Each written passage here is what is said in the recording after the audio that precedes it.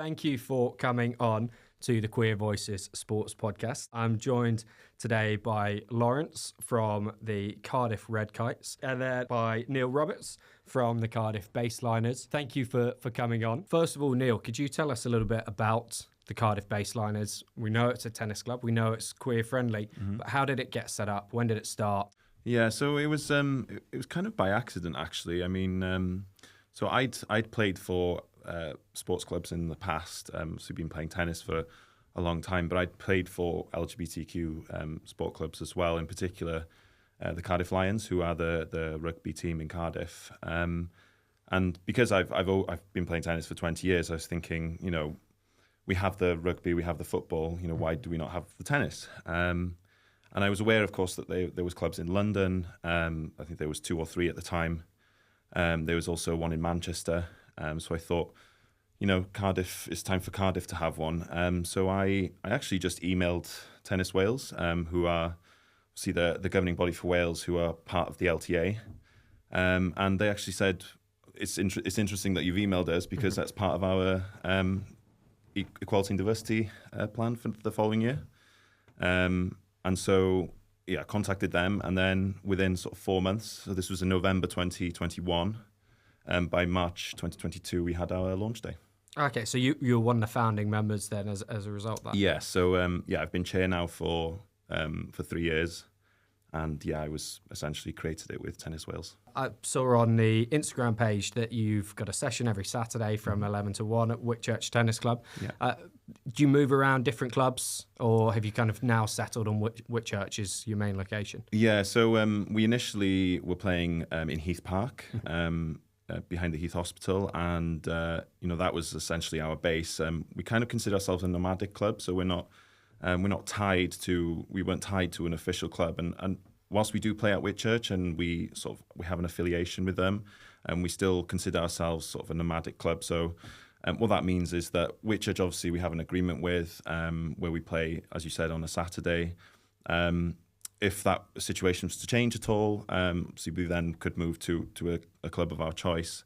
But it was initially sort of a park tennis thing, and then we were lucky enough to join Whitchurch then at their courts, mainly because there was a refurbishment going on in Heath Park. So it's worked out really well. Whitchurch is really, really nice courts. So we're enjoying it there. Mm-hmm. So is Whitchurch is a conventional tennis club? Yeah.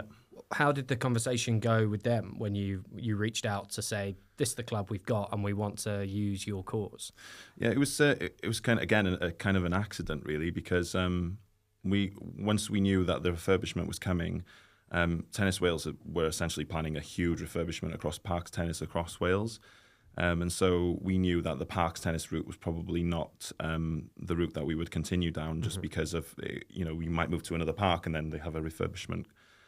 So we essentially put a post out on social media just saying, are there any private clubs who would be interested in hosting our session? There was a few clubs interested, but we didn't really get much traffic initially. And then it just happened to be that one of the assistant coaches in my club, my regular tennis club that I play at, which is in Rada, she identifies LGBTQ+, and she essentially approached Whitchurch and told them that we were looking for a place, and then had an email from one of the committee of Whitchurch, and then gone from there. Has the kind of reaction from the club's members been positive? Have you ever had any issues there, or not at all? It's been great, actually. I mean, obviously we kind of have our own sort of little session away from sort of the main sessions, but we regularly have sort of socials in the clubhouse there that they have at Whitchurch, and all the members treat us just as any other member. Obviously we have a sort of a different sort of system there where anyone who joins the Baseliners becomes a social member of Whitchurch, so not a full paying member. Okay. So we have access to sort of all the social aspects, but not sort of the full paying sort of privileges. But we're treated just as any other member, essentially, and really, really positive environment there. Lawrence, with the Red Kites, have you been involved since the very beginning with them? No, but they I've been here for about 10 years. They were set up about 15 years. So it was very different from that, in that I think it was just our chair and a couple of other people that wanted to play badminton on a regular basis and kind of knew each other socially, and didn't really think much further than that. And it has now snowballed into kind of 50 members and a full set of courts that we have to deal with on a regular basis, and more plans, including hosting the Euro Gay Games in 2 years. So it's very quickly snowballed over the last kind of 5 years. But up until there, it was just kind of a social club for people who knew each other to play once a week and kind of...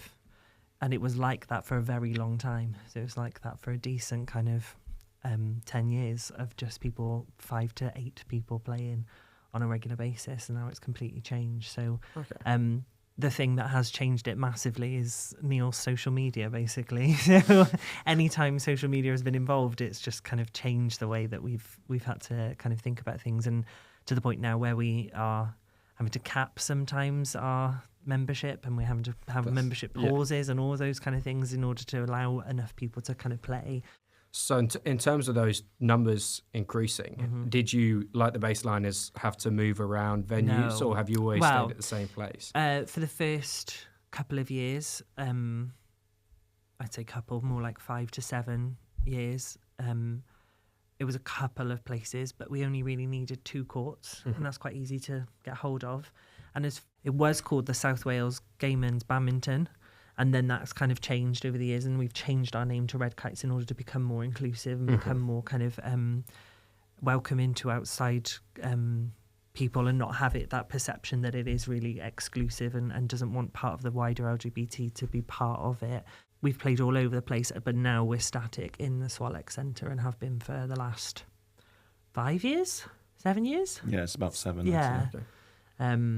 So yeah, we've been there a long time, and I can't imagine we're going to go anywhere else, because we've got a really good, solid relationship with them now. So that's Would there be space there to have more courts and to have more sessions? Technically, but I think the Hetties would have to let us out. They'd have to give up some of their spaces, I think, because it's obviously it's the National Centre for Wales, so a huge amount of people use that space and use it all year round for all sorts of things. You know, sometimes we're kicked off early because there's a table tennis tournament the next day.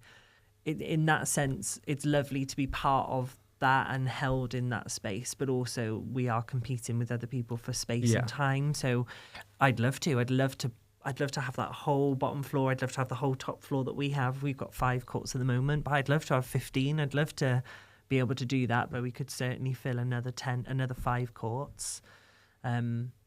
I think Cecil might pull his hair out, who's our chair. I think he would he would struggle with that. But, I think you've hit on an interesting point there, though.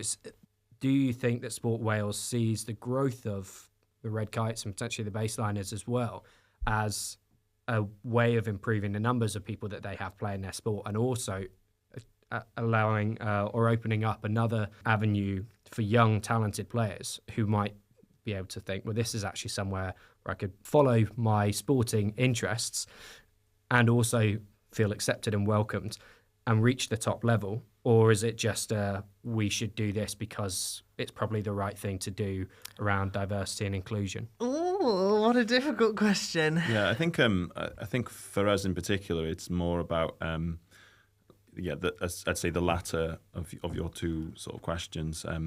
I think for us, it's because we only allow adults in our club, so it's very much anyone who has been interested in tennis or is interested to play and have never played before, to try it out and to grow, because we also offer coaching in our club as well. So for us, it's very much an avenue for people who might have had barriers in the past, rather than sort of anyone who wants to kind of become a professional. I wouldn't see that happening. But for us, it's definitely just for adults who feel, perhaps when they were in school or when they were in university, whether they felt that there was certain barriers against them joining those particular teams. And a safe space for people to join together and do something that's fun, light, and doesn't involve alcohol, rather than it being kind of like a we're here to get to the Olympics, you know. Yeah. Like, we also have training available to our, and we're getting more and kind of in that. We're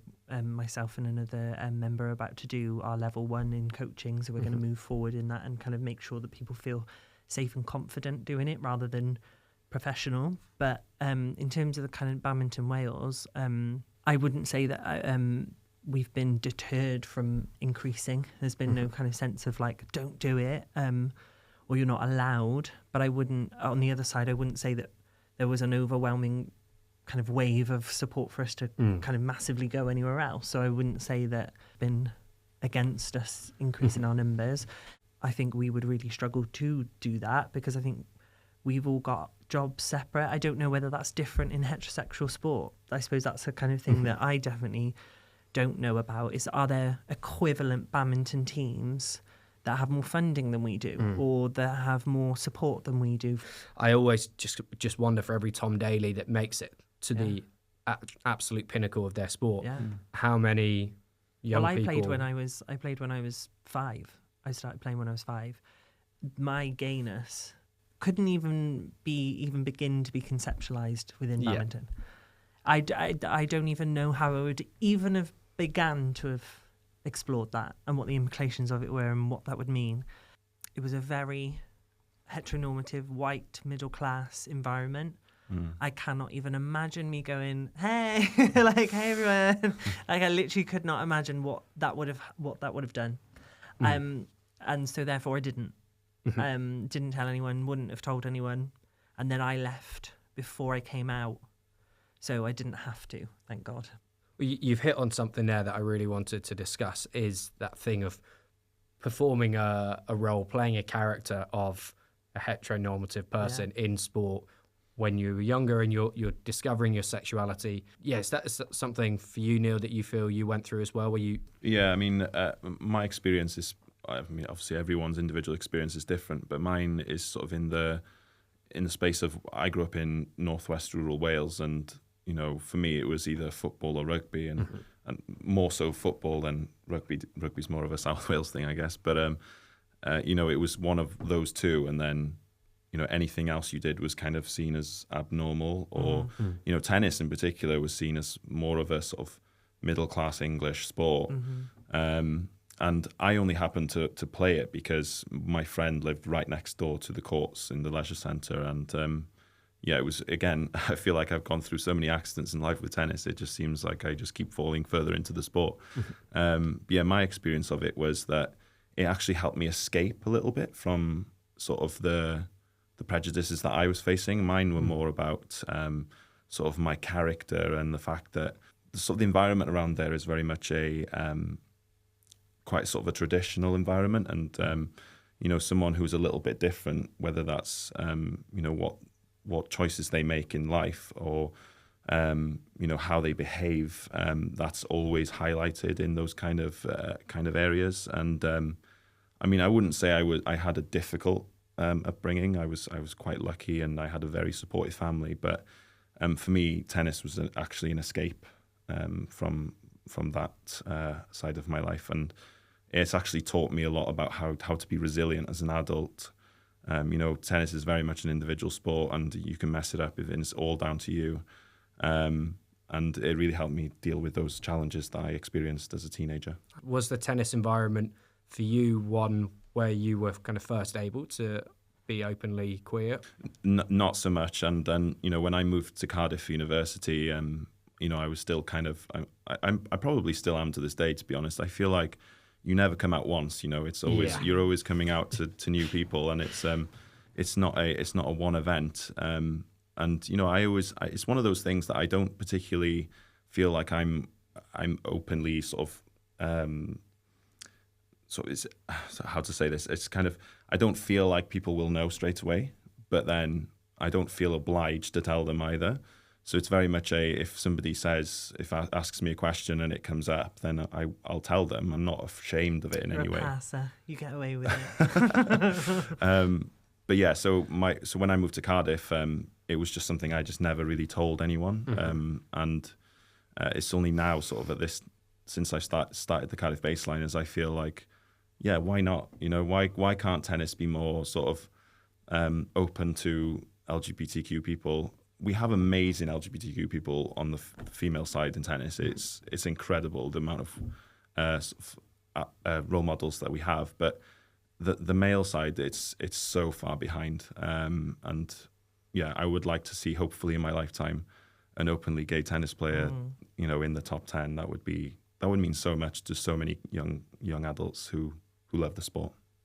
Yeah, it's strange, isn't it, that sport is almost an area where attitudes towards queer women are a lot more accepting and a lot more inclusive than attitudes towards queer men. And I think, unfortunately, that probably comes from actually a negative place in terms of stereotyping of women that are involved in sport. Exactly. I also think sport is really in its and always has been extremely rigid in all senses. Yes. Like it is a rigid environment. It's almost militaristic. And then it's got rules, and you have to follow those rules. And if you don't follow those rules, then there are consequences. And so it has this very, like, my experience was the higher I went up in successful badminton, the less of me that was in there, the less of, like, fun you could have. When I was looking at my future in badminton, I was like, this doesn't look fun. This looks horrible. This does not look like something I would want to be part of. By my nature, I'm a very fun person. So I was like, I don't want to go down that route. I was getting upset because I would have tournaments, and they were so psychologically intense that I was just like, I'm not here for this. Like, I didn't ask for it. I've got my psychologically intense at home. Do you know what I mean? Like, I have to go to school and be psychologically intense. I've got all this other stuff going on, part of being gay. Like, I had that, like, I'm being bullied at school. I don't particularly want to go to the place where then surely I'm meant to just be playing a sport and then also get bullied there. So I just couldn't match those two things together and then come to the conclusion that, I want to go further in this. Yeah. So I can imagine that there's reasons why there aren't people who are openly gay in sport. I couldn't name you that many badminton players anyway, but let alone gay ones. But I'm really hoping that there are some out there that are feeling kind of comfortable and open to be able to identify. Yeah, for sure. I mean, the experiences that the two of you have described there chime very much with mine. And I mean, I was actually very late in coming out and telling my family and my friends.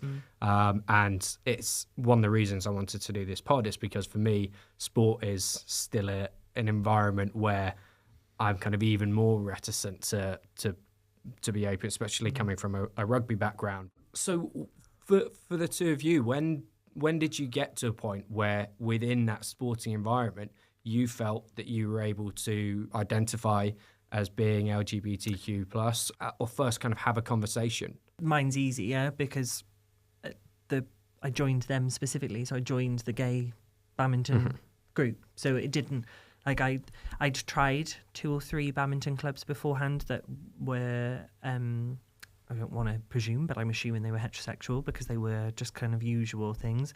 The price was 10 times it was horrendously more expensive.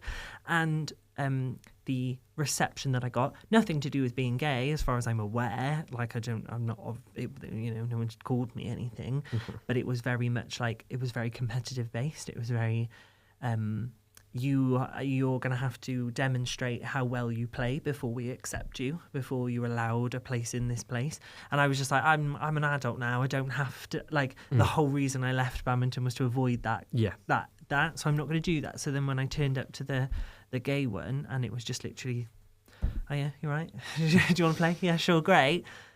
It was the first time that then I just didn't have to worry about that. I just didn't have to talk about it. And then and it wasn't as soon as I would say the word gay, there was no issue. No one said anything. It wasn't kind of...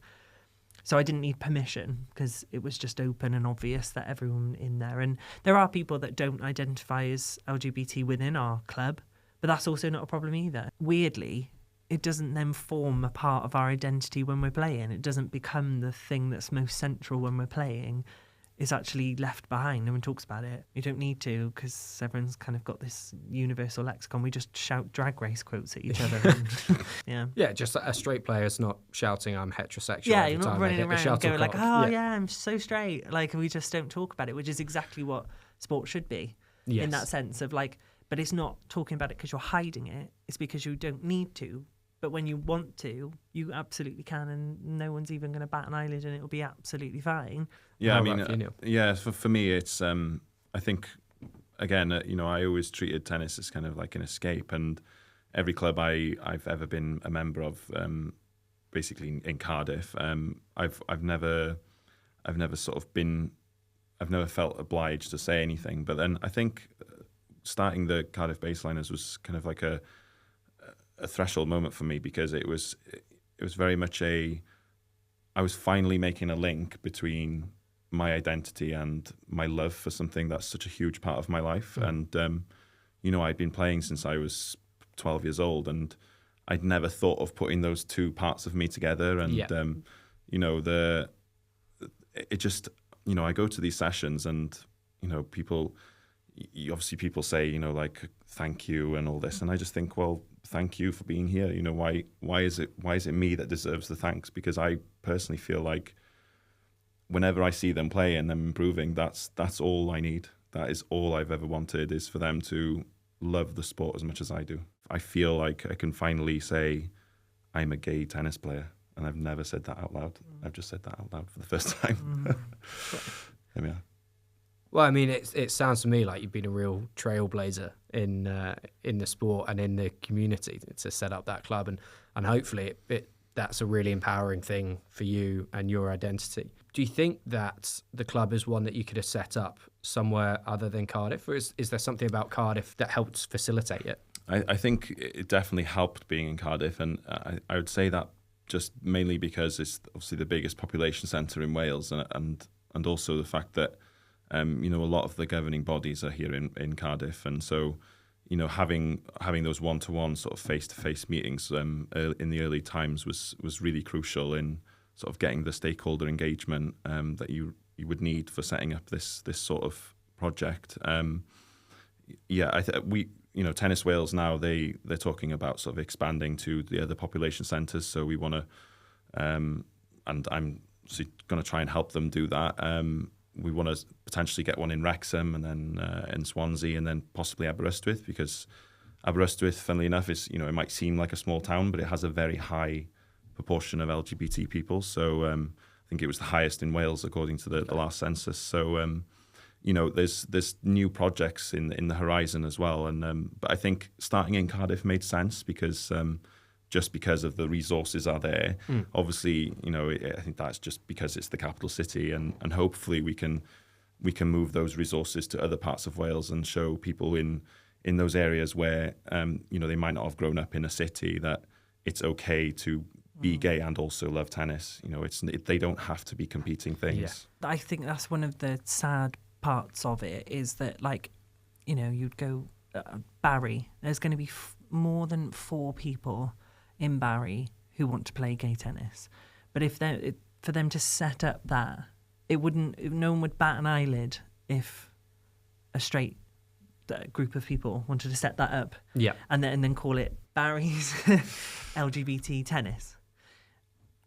Why isn't that happening in lots of other places across Wales? What is the thing that's stopping people? And I don't even always necessarily think it's resource. I don't always necessarily think it's time. I think it is fear and worry about what that would do in a small community.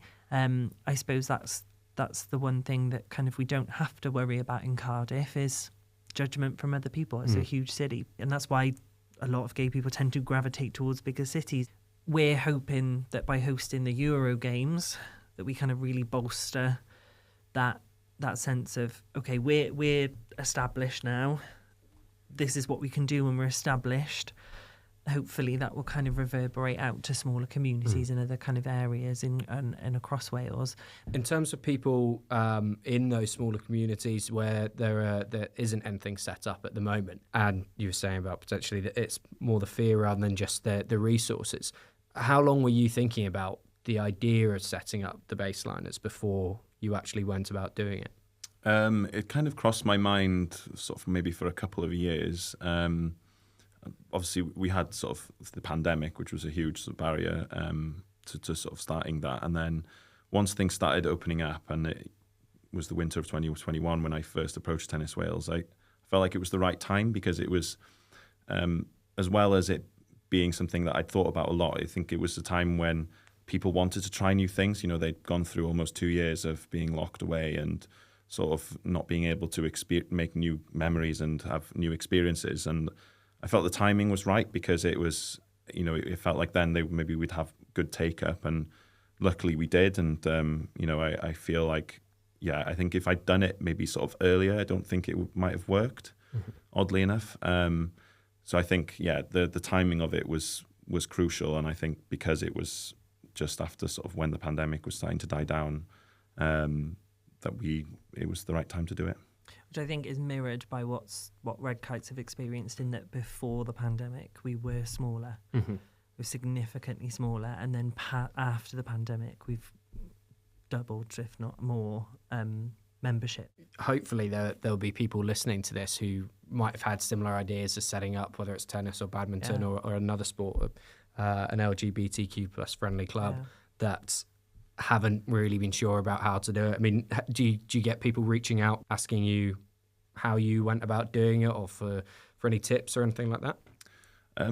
I haven't personally seen that, but I think what I would advise anyone who is listening is, you know, don't be afraid to go to these organizations. You know, they usually have somebody in particular within the organization who works on this field, and so, you know, don't sort of feel afraid by the title of the organization. Just go to them, and the worst thing that they can do is say, "Oh, we already have this in the plan," or, you know, not at this time or anything like that. But I think most of them would. They'll know stuff that you don't. They'll know people that have already approached them, and then they can just link you together.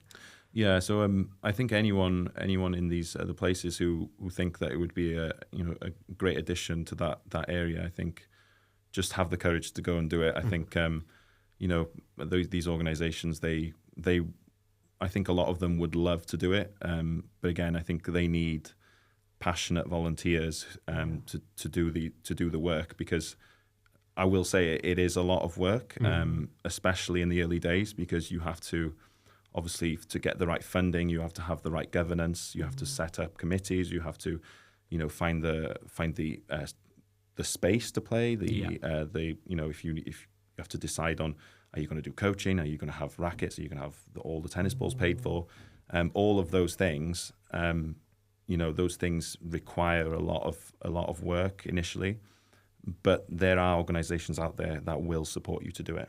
It was really interesting to hear from Neil and Lawrence about the Baseliners and Red Kites, as well as the way in which the relationship between their sexualities and sporting identities had evolved over the years. In the next episode, we dive deeper with discussions around homophobia, the importance of role models, and what a positive, inclusive sporting future looks like for the queer community.